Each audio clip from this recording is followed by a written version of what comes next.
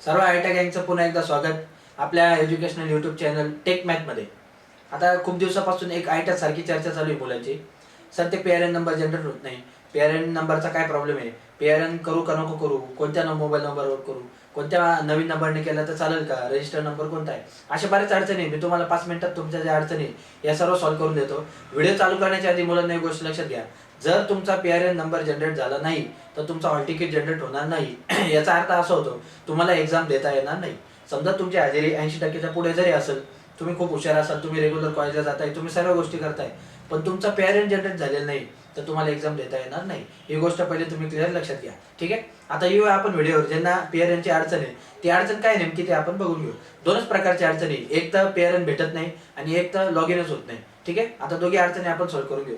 सर्वात पहिली अडचण, पीआरएन तुमचा दिसत नाही. का बरं दिसत नाही? आता ज्या मुलांनी आयटीला ऍडमिशन घेताना एक तुमचा रजिस्टर नंबर दिला होता सुरुवातीला, तुमचे भाऊ बहीण आई वडील जो कोणाचा असेल तो नंबर दिला असेल, जर तुम्ही त्याच नंबरने लॉग इन नाही केलं तर तुमचा जो पीआरएन नंबर आहे हा तुम्ही किती पण प्रयत्न केले तरी प्रोफाईल 100% करा, आधार कार्ड अपलोड करा, आणखी काही पण करा, तर तुमचा जो पीआरएन नंबर आहे हा पीआरएन तिथे जनरेट होणार नाही. ठीक आहे. कारण प्रोफाईलवर ऑलरेडी ती जी माहिती आहे ती माहिती ऑलरेडी अपलोड आहे तुमची, की तुम्ही कोणत्या आयटीला आहे, तुमची ट्रेड कोणती आहे, ठीक आहे, तुमची शिफ्ट वगैरे कोणती आहे, ही माहिती ऑलरेडी आहे.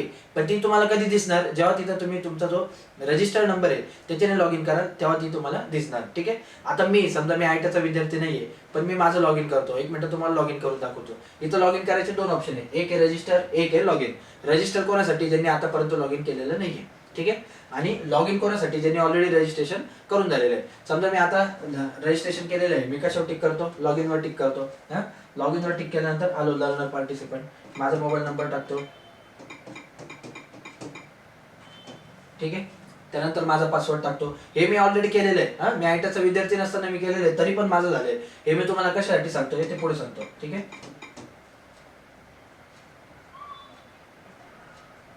आता बघा, माझी जी प्रोफाईल आहे, माझी प्रोफाईल लॉग इन झालेली आहे. तुमचं पण हे लॉग इन झालेलं दिसत असेल. काही मुलांनी ऑलरेडी जे आधार कार्ड आहे हे आधार कार्डचं केवायसी पण केलं असेल. इथं जी प्रोफाईल आहे ती तुमची 40% दिसत असेल, तरी पण तुमचा जो पीआरएन आहे तो जनरेट होणार नाही. का बरं होत नाही किंवा का बरं झालेलं नाही? तर एक मिनिट आपण खाली जाऊ. आता बघा, इथं जेव्हा मी खाली येईल, खाली आल्यावर इथं मला काय दिसतंय? ही जी विंडो आहे पूर्ण ब्लँक आहे.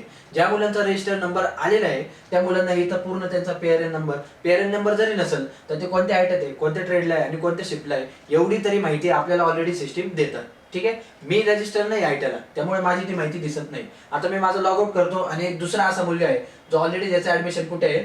आयटीला आहे. ज्याचं ऑलरेडी ऍडमिशन कुठे आहे? आयटीला आहे आणि त्याने लॉग इन केलेलं आहे. अशा मुलाचं मी तुम्हाला लॉग इन करून दाखवतो. ठीक आहे. एकच मिनिट बघा. आता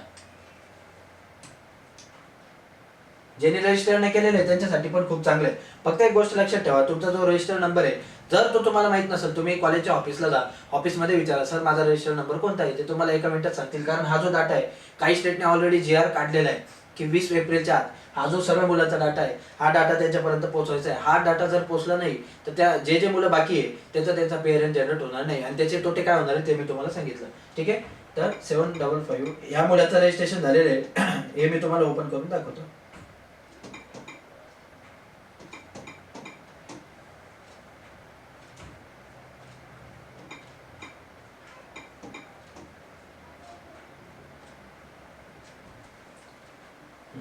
बघा, आता या मुलाने काय केलेलं आहे, त्याने लॉग इन करताना त्याचा जो आयटीचा रजिस्ट्रेशन नंबर आहे तो टाकला होता. बरोबर. रजिस्ट्रेशन नंबर म्हणजे काय? जो त्याने ऍडमिशनच्या वेळेस जो मोबाईल नंबर घेतला होता तोच मोबाईल नंबर त्याने इथं टाकलेला आहे. ज्यांनी तो मोबाईल नंबर टाकलेला नाही त्यांचा काय, त्यांची प्रोफाईल कशी दिसते ते मी तुम्हाला आता एवढं दाखवलं. ठीक आहे. आता याचा ऑलरेडी रजिस्ट्रेशन नंबर होता, त्याच नंबरने त्याने लॉग इन केलेलं. ठीक आहे. आपण खाली जाऊ. हे बघा. आता जर तुमचा मोबाईल नंबर रजिस्टर असेल, ठीक आहे, तर तुम्हाला हे बघा इथं असं दिसेल. आता हा मुलगा कोणत्या ट्रेडचा आहे? Plastic processing operator, industrial training institute, Satpur, Nashik, August 2023 ला त्याचं ऍडमिशन आहे. अजून डिटेल बघायची असेल की याने कोणत्या शिफ्टला घेतलं, ठीक आहे, त्याच्या आईचं नाव काय, त्याच्या वडिलांचं नाव काय, हे बघा हे सर्व डिटेल येतात. जरी तुमचा पीआरएन नसेल दिसत तरी पण हे सर्व डिटेल तुमची यायला पाहिजे. तुमचा पीआरएन नसेल जनरेट झाला, ऍटलिस्ट तुमचं आईचं नाव, वडिलांचं नाव, कास्ट वगैरे, हे रजिस्टर नंबर वगैरे हे सर्व तुमचं दिसलं पाहिजे, तरच तुमचं जे पीआरएन नंबर आहे तरच तो तुमचा जनरेट होणार आहे. ठीक आहे. आता समजा जे मुलं नवीन लॉग इन करणार असेल, ज्या मुलांनी आतापर्यंत काहीच केलं नाही, त्यांनी काय करायचंय? त्यांनी काय करायचंय? रजिस्टरवर जायचं, लर्नर आणि पार्टिसिपंट याच्यावर यायचं. जो तुमचा मोबाईल नंबर असेल रजिस्टर तो पुट करायचा. समजा हा माझा दुसरा मोबाईल नंबर आहे, असं पुट केल्यावर तुम्हाला इथं काय येणार आहे, आता OTP येणार आहे. ठीक आहे, तुम्ही कोणत्या पण नंबरने लॉग इन करू शकता, पण त्याची अडचण काय येणार आहे, तुमचा PRN शेवटपर्यंत जनरेट होणार नाही. काय काहींचा होऊ पण शकतो लक बाय चान्स, पण 90% जे मुलं आहे यांचा PRN जनरेट होणार नाही, कारण तो तुमच्या सिस्टीमला रजिस्टरच नाही. आता हा माझा मोबाईल नंबर आहे, मी टाकला, इथं OTP येणार, मी OTP टाकणार, लॉग इन पण होणार. ठीक आहे, प्रोसेस पुढे पण जाणार, पण माझा PRN किती पण प्रयत्न केले तर माझा PRN जनरेट होणार नाही. त्यामुळे तुम्ही एवढी साधी सोपी गोष्ट लक्षात घ्या, no registration number, no PRN आणि नो PRN नो एक्झाम. एवढी साधी सोपी गोष्ट तुम्ही लक्षात घ्या. ठीक आहे, जर याच्याबद्दल तुम्हाला आणखी काही क्वेरी असेल तर मी तुम्हाला माझा मोबाईल नंबर प्लस मागच्या व्हिडिओमध्ये दिलेलाच आहे, तरी पण मी तुम्हाला परत एकदा माझा मोबाईल नंबर, माझा ईमेल ॲड्रेस मी सर्व देऊन ठेवतो. काय अडचण असेल माझ्याशी कॉन्टॅक्ट करा.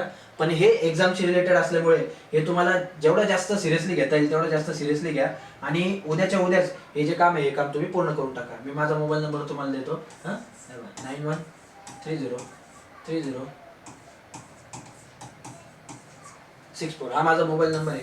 आणि घनश्याम बैरागी 19@gmail.com. हा माझा मेल ID. पाहिजे तर स्क्रीनशॉट घेऊन टाका, मला कॉन्टॅक्ट करा, मला व्हॉट्सअपवर तुमची प्रोफाईल पाठवा. नसेल लॉग इन होत, मी लॉग इन करून तुमची ती प्रोफाईल कंप्लीट करून देतो, पण हे काम तुम्ही पहिले प्रायोरिटीवर करा. ठीक आहे, या व्हिडिओमध्ये एवढंच. भेटूया पुढच्या व्हिडिओमध्ये. पुढच्या व्हिडिओमध्ये मी काय घेऊन येणार आहे, जे आपले रिस्पॉन्स शीट मी तुम्हाला डाउनलोड करायची सांगितली, त्याच्यातले जे वर्कशॉप कॅल्क्युलेशन अँड सायन्स आहे याचे MCQ तुम्हाला एक्सप्लेन करणार आहे. असं स्टेप बाय स्टेप आपण करूया. वर्कशॉप कॅल्क्युलेशन, इंजिनिअरिंग ड्रॉइंग आणि थेरी विषयाचे. तुम्हाला ज्या ज्या ट्रेडचे थेरी विषयाचे MCQ पाहिजे असेल त्या MCQ साठी तुम्ही खाली कमेंट करा, मी लगेच पुढच्या लेक्चरला त्याच्यावर जे व्हिडिओ आहे ते घेऊन येईल. ठीक आहे, या व्हिडिओमध्ये एवढंच. Thank you so much. थँक्यू.